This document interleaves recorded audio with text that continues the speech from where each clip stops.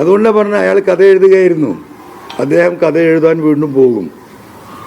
നല്ല ജോലിയാണ്, അദ്ദേഹത്തിന് കഴിവുണ്ട്, അതിൽ അഭിനയിക്കാനും അറിയും. അഭിനയ പാടവത്തിൻ്റെ എന്താ പറയുക മൂർത്തിഭാവം എപ്പോഴും പ്രകടിതമാക്കി മനുഷ്യരുടെ ഇടയിൽ കൂടെ നടക്കുന്ന ആളാണ്. അതങ്ങനെ നടക്കട്ടെ. ഒരു രാഷ്ട്രീയ പോരാട്ടത്തിൽ ഈ ജനങ്ങളെ അഭിസംബോധന ചെയ്യുന്ന ഒരു പത്രപരസ്യത്തിൽ സിനിമാ സ്റ്റൈലിൽ മനസ്സിലായി. ആ ഫോട്ടോസൊക്കെ നിങ്ങൾ കാണുന്നുണ്ട്, ഇങ്ങനെ ചരിഞ്ഞുന്നുണ്ട്, ഇങ്ങനെ ചരിഞ്ഞുന്നുണ്ട്, ഇങ്ങനെ. ആ കാലൊക്കെ കഴിഞ്ഞ മക്കളെ ആയിക്കോട്ടെ എന്ന്. ഇതൊക്കെ 2016 പറഞ്ഞിരുന്നല്ലോ. 2016 ഇതൊക്കെ തന്നെ പറഞ്ഞിരുന്നത്. എന്നിട്ട് എന്തായി? അദ്ദേഹത്തിൻ്റെ ബൂത്തിൽ 200 വോട്ട് പി വി എൻവർ ലീഡാ. 16 മാത്രമല്ല 21 മനസ്സിലായോ? ഈ ഹരിയാണ ശോകത്തിരിക്കുന്ന വോട്ട് ചെയ്യുന്ന ബൂത്തിൽ പി വി എൻവറാ ലീഡ്. ഇപ്രാവശ്യം അവിടെ ഇരട്ടിയായിരിക്കും. നിലമ്പൂർ മുനിസിപ്പാലിറ്റി എന്തായിരുന്നു സ്ഥിതി? ഇപ്പം എന്താ സ്ഥിതി? നീ നാളത്തെ സ്ഥിതി എന്താ നമ്മൾ കാണാൻ പോകുന്നല്ലേ ഉള്ളൂ. ഇതൊക്കെ ഇങ്ങനെ വെറുതെ പുട്ടടിക്കുക എന്നല്ലാതെ ഫാഷൻ പരേഡ് നടത്തിയിട്ടൊന്നും ഈ പറയുന്ന നിലമ്പൂരിലെ സാധാരണക്കാരായ വോട്ടർമാരെ പറ്റിക്കുന്ന ആരെയും വിചാരിക്കുന്നുണ്ടെങ്കിൽ അതൊന്നും വസ്തുതാപരമല്ല, നടക്കുന്ന കാര്യമല്ല. ജനങ്ങൾക്ക് നല്ല ബോധ്യം ഇത്തരം കാര്യങ്ങളിലുണ്ട്. മനസ്സിലായില്ലേ? നല്ല എന്താ പറയുക പോളിഷ്ഡായിട്ടുള്ള ഫോട്ടോ വെച്ചിട്ട് ലക്ഷക്കണക്കിന് ഇന്നലെയൊക്കെ മനോരമയിലൊക്കെ പരസ്യം കണ്ടില്ല. സ്നേഹം തിരിച്ചു തരും.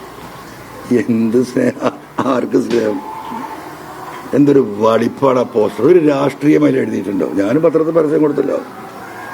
നമ്മളൊരു ഒരുപാട് രാഷ്ട്രീയ കാര്യങ്ങൾ വിശദീകരിച്ചല്ലോ, ചോദ്യങ്ങൾ ഉയർത്തിയല്ലോ.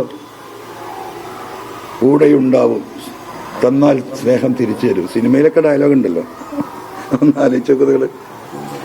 അപ്പൊ പുള്ളി ഇപ്പോഴും സിനിമാ ലോകത്താണ്. ഇത്ര എന്താ പറയുക ലക്ഷക്കണക്കിന് ഉറുപ്പിക മുടക്കി പത്രങ്ങളിൽ ഒരു വോട്ടർമാരെ കാര്യം മെസ്സേജാണല്ലോ. അതാണല്ലോ അപ്പോൾ നമ്മൾ ഈ പറയുന്ന ഈ ഇലക്ഷൻ പ്രചരണം എന്ന് പറഞ്ഞാൽ എന്താ? പൊളിറ്റിക്കൽ മെസ്സേജാണ്. ആ മെസ്സേജിന് വേണ്ടിയിട്ട് ഇപ്പം സ്വരാജ് മനോരമ വായിക്കുന്നത് കുറേ രാഷ്ട്രീയം പറയുന്നുണ്ട്. ഞാനും പരസ്യം കൊടുത്തിട്ടുണ്ട്, ഞാനും രാഷ്ട്രീയം പറഞ്ഞിട്ടുണ്ട്. പുള്ളി എന്താ ഈ കൈ ഇങ്ങനെ കെട്ടി നിന്നിട്ട് സ്നേഹം തന്നാൽ തിരിച്ച് ഡബിളായി തരും, ഒന്നും കൂടെ ഉണ്ടാവും. ആരെ കൂടെ? ഒന്ന് ആലോചിച്ചോക്കുക. എന്തൊരു മെസ്സേജാ! ഇതെന്താ സിനിമയെ? അതുകൊണ്ടാണ് പറഞ്ഞ അയാൾ കഥ എഴുതുകയായിരുന്നു. അദ്ദേഹം കഥ എഴുതാൻ വീണ്ടും പോകും.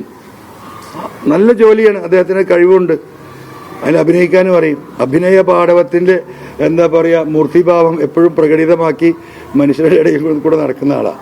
അതങ്ങനെ നടക്കട്ടെ. ഒരു രാഷ്ട്രീയ പോരാട്ടത്തിൽ ഈ ജനങ്ങളെ അഭിസംബോധന ചെയ്യുന്ന ഒരു പത്രപരസ്യത്തിൽ സിനിമാ സ്റ്റൈലിൽ മനസ്സിലായി. ആ ഫോട്ടോസൊക്കെ നിങ്ങൾ കാണുന്നുണ്ട്, ഇങ്ങനെ ചരിഞ്ഞുന്നുണ്ട്, ഇങ്ങനെ ചരിഞ്ഞുന്നുണ്ട്, ഇങ്ങനെ. ആ കാലൊക്കെ കഴിഞ്ഞ മക്കളെ നമുക്ക് കാണാം. ഓക്കെ, സ്വരാജ് സെക്രട്ടേറിയറ്റിലേക്ക് പോകും. പുതിയ AKG സെന്റർ നല്ല സൗകര്യം, നിയമസഭേനേക്കാളും സൗകര്യമാണ്. വിശാലമായ സെക്രട്ടേറിയറ്റ് പാർട്ടി സെന്ററാണല്ലോ. അപ്പോൾ സെക്രട്ടേറിയറ്റ് മെമ്പർമാർക്കൊക്കെ ഒരു മന്ത്രിയെക്കാളും സൗകര്യം അവിടെ ഒരുക്കി കൊടുത്തിട്ടുണ്ട്.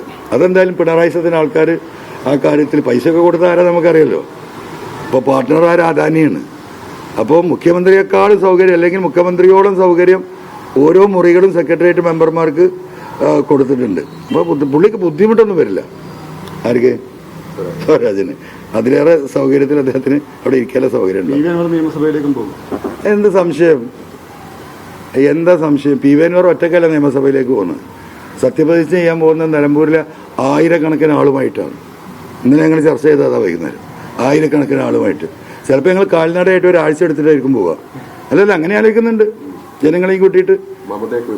അല്ല, മമതയൊക്കെ വരുന്ന നോക്കാതെ. മമതയല്ലല്ലോ ഇവിടുത്തെ വിഷയം. ഇവിടുത്തെ വിഷയം ഈ പറയുന്ന പിണറായിസാണല്ലോ.